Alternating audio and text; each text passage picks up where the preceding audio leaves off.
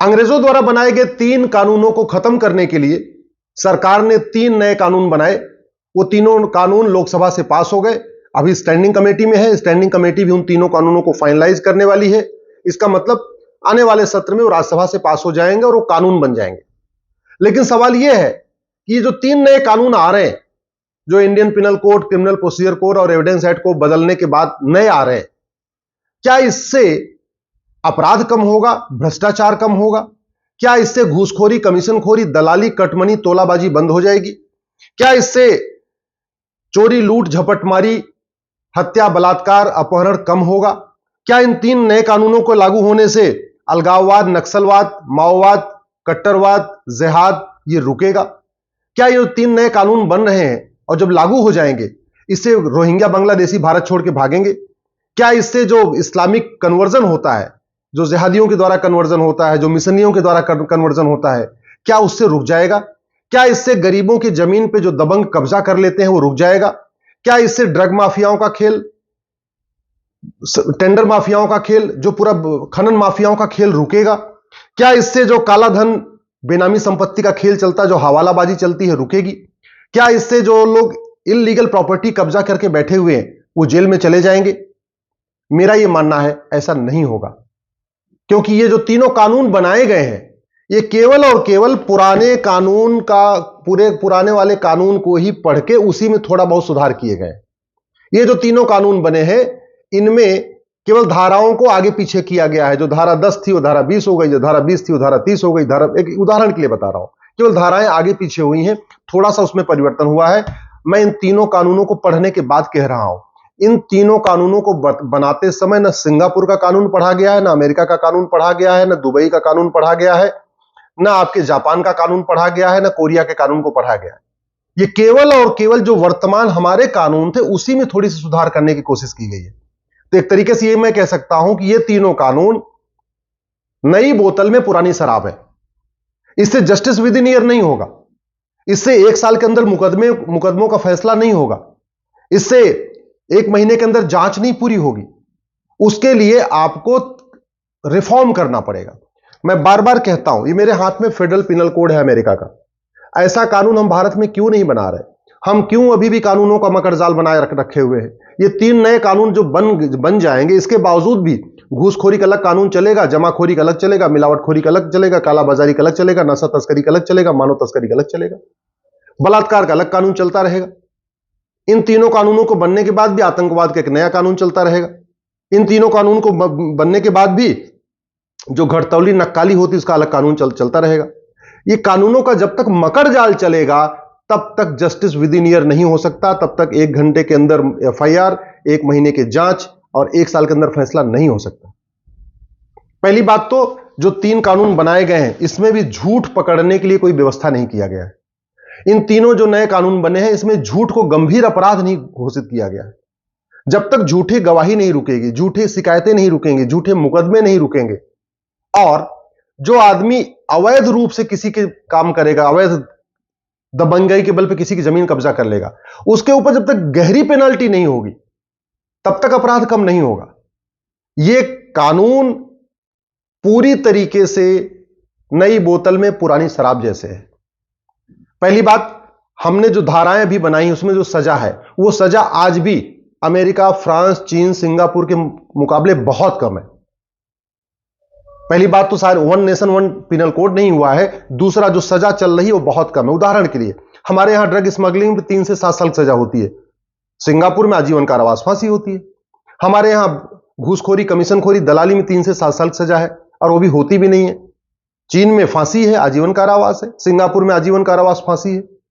तो जब तक हम अपने प्रत्येक जो अपराध हैं उनकी जो सजा है उसको चीन, जापान, फ्रांस, सिंगापुर की सजा के बराबर नहीं करेंगे तब तक भय नहीं पैदा होगा।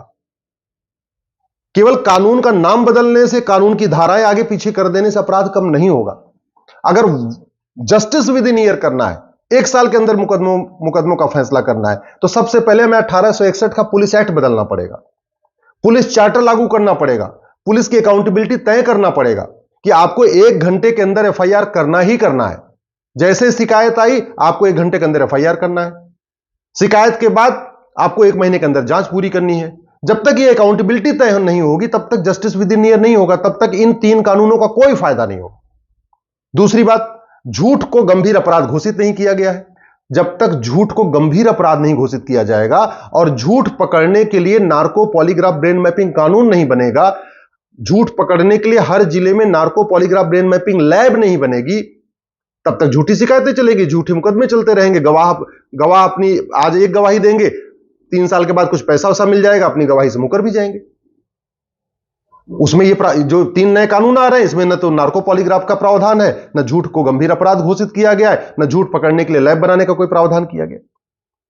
जब तक जुडिशियल चार्टर लागू नहीं होगा, जजों की अकाउंटेबिलिटी तय नहीं होगी रिटर्न में कि आपको हर हालत में 1 साल के अंदर फैसला करना ही करना है। आप 1-1 हफ्ते पर तारीख लगाओ, आप 15 दिन पे तारीख लगाओ, आप 3 हफ्ते पर तारीख लगाओ, आप 4 हफ्ते पर तारीख लगाओ, जो करना है करो, लेकिन जिस दिन जांच पूरी हो गई आपको साल भर के अंदर मुकदमे का फैसला करना है। तब जाके लोगों को राहत मिलेगी, तब जाके भ्रष्टाचार कम होगा, तब जाके अपराध कम होगा। इसी तरीके से आप जब तक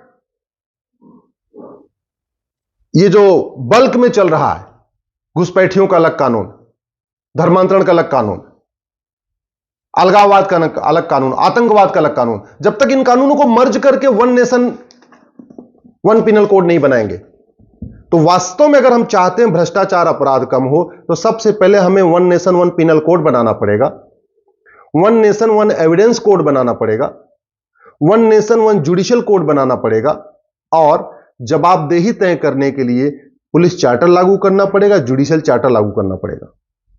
दूसरी बात, पुलिस में आपको 2 डिपार्टमेंट करने पड़ेंगे। एक सेक्शन होगा पुलिस का जो लॉ एंड ऑर्डर देखेगा, पुलिस का दूसरा जो डिपार्टमेंट होगा वो केवल जांच करेगा और मुकदमों की पैरवी करेगा।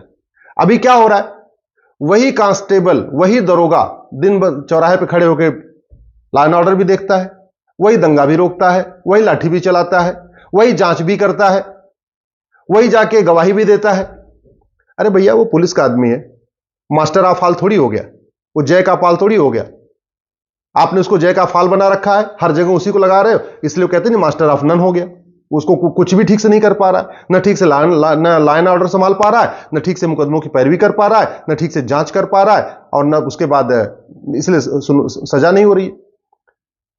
तीसरी बात, आपको पुलिस चार्टर में स्पेसिफिक लिखना पड़ेगा कि जिसकी झूठी जांच हुई, जिसकी गलत जांच के बाद आदमी अगर बरी होगा, उसको दंड मिलेगा। करोड़ों की संख्या में अब तक लोग सबूत के अभाव में बरी हो गए हैं। जानते हैं कैसे हो जाते हैं? जो जांच अधिकारी होता है, जो इंस्पेक्टर होता है, वो पैसा ले लेता है, गलत जांच कर देता है। जो एविडेंस कलेक्ट करना चाहिए, जो एविडेंस लगाना चाहिए, उसको नहीं लगाता, और जज क्या कर देता है, उसको बरी कर देता है। जज कभी यह भी नहीं कहता कि भैया तुमने तो गलत इन्वेस्टिगेशन किया, काम करो इसके नार्को पॉलीग्राफ ब्रेन मैपिंग कर लो, वो भी नहीं कहता। तो गलत जांच करने पे भी कठोर दंड का प्रावधान रखना पड़ेगा। जिसकी जांच में लगातार आदमी बाइज्जत बरी हो रहा हो, मान लो पूरे कैरियर में 4 बार उसकी जांच में बाइज्जत बरी हो गया, तो उसको आपको सस्पेंड करना पड़ेगा, उसको टर्मिनेट करना पड़ेगा। इसी तरीके से जो डिस्ट्रिक्ट जज है, जिनकी जो बार बार बाइज्जत बरी कर रहे हो और हाई कोर्ट उनको बार बार सजा दे रहा हो, या सुप्रीम कोर्ट बार बार सजा दे रहा हो, तो उनके लिए भी कुछ आपको दंड की व्यवस्था करनी पड़ेगी। ऐसा कैसे जज है कि वो बाइज्जत बरी कर देता है, बाद में उसको हाई कोर्ट आजीवन कारावास कर देता है? तो कानून को क्रिस्टल क्लियर बनाना पड़ेगा।